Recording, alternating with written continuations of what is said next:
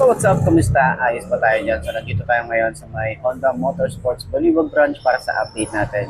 Bagong taon, bagong motor para sa Honda XRM 125. Ano nga bang meron dito? Alamin natin yung presyo at yung specification. Kung sulit pa rin nga bang bilhin ngayong 2026. Tara, samahan nyo ako. Walk out natin to. Ano ba ang meron sa motorcycle to? At bakit mabenta siya? Ayos na ayos siya.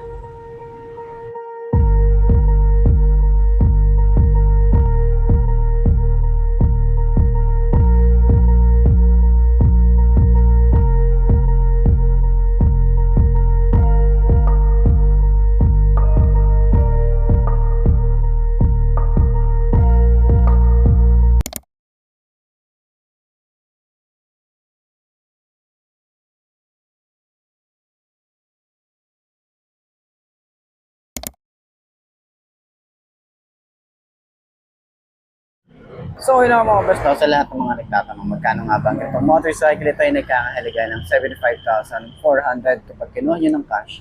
At syempre, available din po sila sa installment. Ilalagay ko dyan sa screen nyo para at least meron tayong reference kapag kumuha tayo ng hulugan. So, sa tingin nyo, sulit nga ba ang presyo niya ngayon 2026? Comment nyo naman yan at para sa lahat ng mga nakagamit na ng ganitong motorcycle, baka pwede nyo i-share dyan sa comment section. Ano nga ba yung mga naging experience nyo sa motorcycle na to?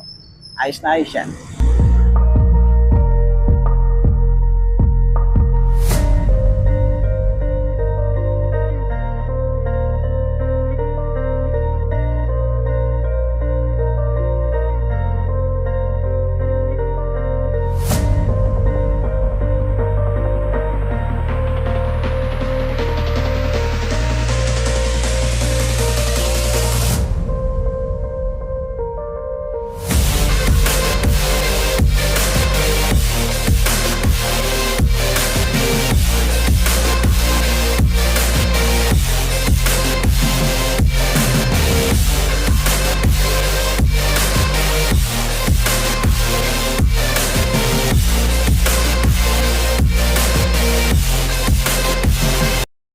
So yun ang mga best no, ngayong 2026, nakita pa rin natin itong XRM 125. Nagustuhan ko dito yung colorway niya na meron tayong kulay white dito and then kulay blue yung lining niya rito no, or yung colorway niya or yung variant niya rito. Talagang napaka ano niya no, napaka head turner niya sa akin. Kakaiba yung kulay niya, napaka-attractive ng kulay niya. Okay, napaka-attractive ng kulay niya pagdating sa ganitong motorcycle. So kung gusto niyo ipang trail to, pwede. Siguro palitan niyo na lang nung tires na mas upgraded na tires pa. Kasi ito pwede naman yung tires niya na pwede na yung tires dito, naka dual sport naman na tire rito, harap at likod na tires. Pero meron pang mas magandang tires. Okay, pero yan na yun. Try niyo pa din kung mas okay ba siya or kailangan niyo mag-upgrade ng tires natin dito. Pero ayun na nga, FI na rin ang isang to. Okay, so sa tipid ng gas, talagang matipid na to kasi nga naka-FI tayo rito. Tapos 125 lang. Okay, so side stand natin. Gusto ko talaga yung forma nitong XRM. Okay, gusto ko yung forma niya talaga. Kahit sabihin natin na ano siya no, na maliit, compact talaga yung itsura. Talagang goods na goods ka rito. So ating itsura, okay, kaya nang datingan natin dito. Malapad, no? Malapad yung ating handlebar, napakalawak ng ano niya rito, malawak yung itsura niya. Kaya yung design niya rito malawak. Tapos yung legroom natin, may space pa tayo rito para at least kapag meron tayo rito gamit, pwede pa natin lagay rito. Pero yung iba, naglalagay din dito ng top box para kapag pinang-trail mo na to, meron silang additional na top box dito or storage. Okay? So napansin din natin, malambot yung ating upuan, pati yung ating OBR dito, malambot din yung upuan. Tapos magaan yung motor. Ayan. And naka-digital na rin tayo rito para sa kanyang panel gauge. Okay, so yung ating side mirror, malapad din. Okay, turning radius niya, malawak. Sobrang lawak na ito. Hindi ka mabibitin sa likuan. Ayan. So yung kanyang shock, sobrang ganda ng shock nito. Sa likod, ayan ganda ng shock Di ba? Kaya pag nagba-bounce ka sa mga trail or sa bundok na gagawin mo to, talagang napaka-smooth lang din ng rides natin. Pero syempre, iba pa rin talaga yung trail. No, pero ito, subok na talaga to, XRM yan, sa tagal ng nasa industriya ng XRM. Hindi ka pinahiya ng XRM. Talagang patuloy pa rin sila na tumataas or nag-upgrade. So, ano ba yung mga pwede natin i-suggest pa kay Honda na pwede ibigay dito sa motorcycle na to sa halagang hindi lalagpas ng 100,000. Diba, 75,000 may ganito ka ng motorcycle. Panalo pa sa tipid ng gas and then panalo pa yung forma.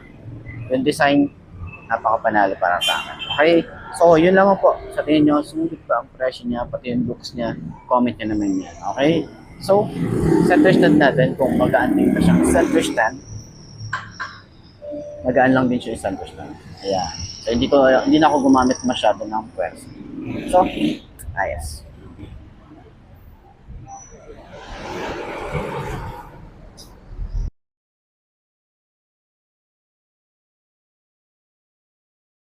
Well, mga best, no? Meron tayo rito XRM 125. Kita nyo naman yan.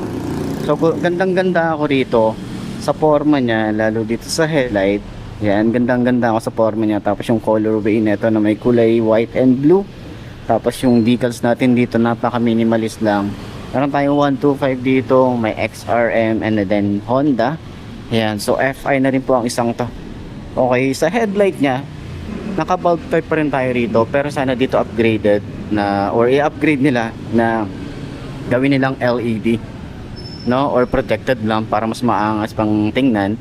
Pero yan, may mga sharp design din tayo rito. Yung signal light natin dito, hindi siya masyadong flexible, naka-bulb type din tayo rito. Yung fender niya mahaba talaga, tapos flexible din yan, diba? Ayan, flexible, naka extension din yan, mahaba. Pero kung gusto nyo tanggalin yung extension niya, pwede, may bolts naman tayo dyan. So meron din tayo telescopic fork, simpleng-simple lang yung design. Naka spoke wheels tayo rito, Japan Technology, yung kanyang tires, MVP, yung kanyang ano no, yung brand niya. Tapos ang size naman dito ay 2.5 by 17. Naka dual sport na rin tayo rito na tires, pero kung gusto niyo mas maganda pang tires, pwede nyo palitan yan. Kagandahan din dito, meron tayong disc brake, naka single pot caliper, Nissin yung kanyang brand. Ayan yung itsura niya, diba? So dito rin sa side may mga sharp design din tayo rito. Okay, kita nyo yan. Tapos dito sa ilalim meron tayong parang skid plate, pero ito ano to, plastic. Okay, kaya ingat tayo sa pag magte-trail tayo, mabubuwal. Ito kasi hindi to ano eh, madali lang din siyang masira or ano, pero flexible naman eh yung kanyang plastic na ginamit dito. Ayan, so madali lang din siyang kalikutin kasi nga wala tayong masyadong tinatanggal na mga fairings dito. Okay, so may nakalagay dito PGM FI fuel injection. Meron din tayong kickstart dito. Foot pegs natin hindi siya napiplit, combination din ng rubber and metal. Rear brake pedal smooth lang din, pero napakababaw lang niya, oh. Babaw lang nung ating tapakan, no, hindi siya ganun kalalim. And yung ating makina may naka-engrave or may naka-emboss, ay hindi, may naka-engrave na Honda. And dito naman sa ating foot pegs para sa angkas, maliit lang din naman siya, combination din ng rubber and metal. Maganda yung alloy na ginamit dito. Okay, so naka dual shock tayo rito sa likod. At naka disc brake din tayo rito, naka single pot caliper, and Nissin din yung kanyang caliper, yung brand niya. Ayan, sa tambucho, ito metal, mukha siyang hindi no, pero pag kinapa nyo, metal yan. And tambucho natin. Tapos yung size dito sa likod, ang size naman ay 2.5 by 17 din. So naka single disc brake, single pot caliper. Yung kanyang swing arm maliit lang din, no, manipis lang din. And dito sa ating side meron tayo ritong bulb type din, and then yung signal light niya is bulb type din. Grab bar natin dito. Okay, simple lang, pero gusto nyong lagyan ng top box yan, pwede.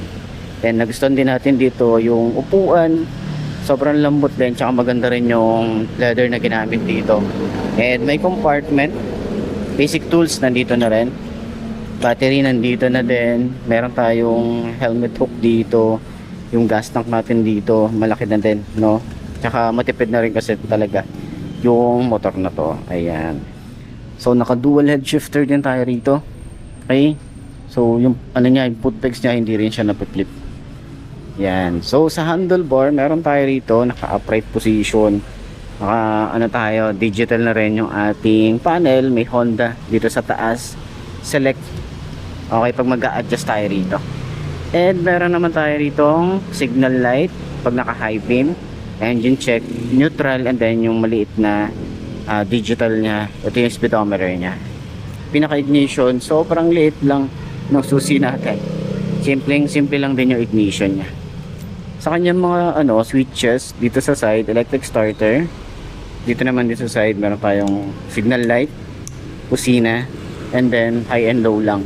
So naka-automatic on na yung kanyang ilaw kapag nag-on tayo ng makina. So sa grip niya, sobrang kapit din dito. Yung ating throttle, sobrang babaw. Ayan. Tapos yung ating side mirror, malapad din yung ating side mirror dito. Ayan. So, ayan po yung kabuuan ng ating XRM 125. So, sa lahat ng mga gustong bumili ng ganitong motorcycle, puntahan nyo na lang dito or kontakan nyo na lang sila or pwede nyo akong i-message para at least ma-assist ko kayo. Ayos na ayos yan.